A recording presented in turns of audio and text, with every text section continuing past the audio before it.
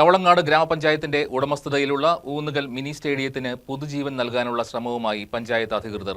കാലങ്ങളായി ഉപയോഗശൂന്യമായി കിടന്ന മിനി സ്റ്റേഡിയത്തിൽ നവീകരണ പ്രവർത്തനങ്ങൾ ആരംഭിച്ചു. മികച്ച നിലവാരത്തിലേക്ക് ഉയർത്തുന്നതിലൂടെ വിവിധ ക്ലബ്ബുകളെ ഇവിടേക്ക് ആകർഷിക്കാനാകും.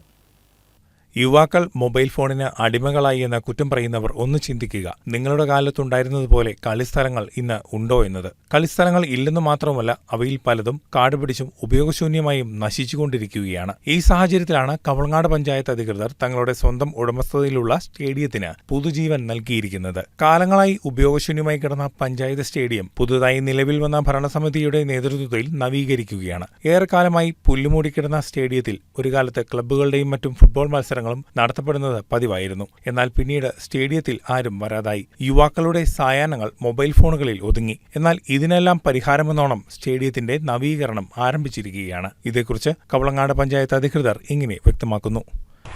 വളരെ കാലങ്ങളായി നശിച്ചു കിടന്ന ഈ സ്റ്റേഡിയം ഈ വെക്കേഷൻ കാലത്ത് യുവജനങ്ങൾക്കും കുട്ടികൾക്കും കളിക്കുന്നതിന് യോഗ്യമാക്കി കൊടുക്കുന്നതിനാണ് ഇന്നിവിടെ ഇതിൻ്റെ പുനരുദ്ധാരണ പ്രവർത്തനങ്ങൾ ആരംഭിച്ചത്.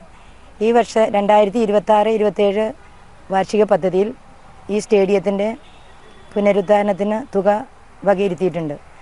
ഇന്ന് നമ്മുടെ തലമുറ മൊബൈലിൽ യൂസ് ചെയ്യുന്നതിലൂടെയും മദ്യത്തിനും മയക്കുമരുന്നിനും അടിമകളായിരിക്കുന്ന ഈ കാലത്ത് ഇങ്ങനെയൊരു സ്റ്റേഡിയം കളിസ്ഥലം ഉണ്ടെങ്കിൽ അവർ അതിൽ നിന്നൊക്കെ ചിന്ത മാറി കളിക്കുന്നതിലും മറ്റ് കായിക പ്രതിഭകൾ അവർക്ക് വളർത്തിയെടുക്കുന്നതിനും ഈ stadium ഉപകാരപ്രദമാകും.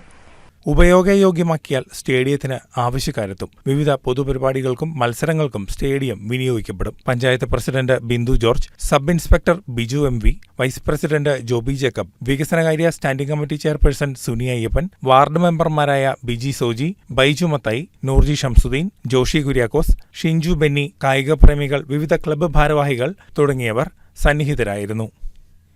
News desk KCV news.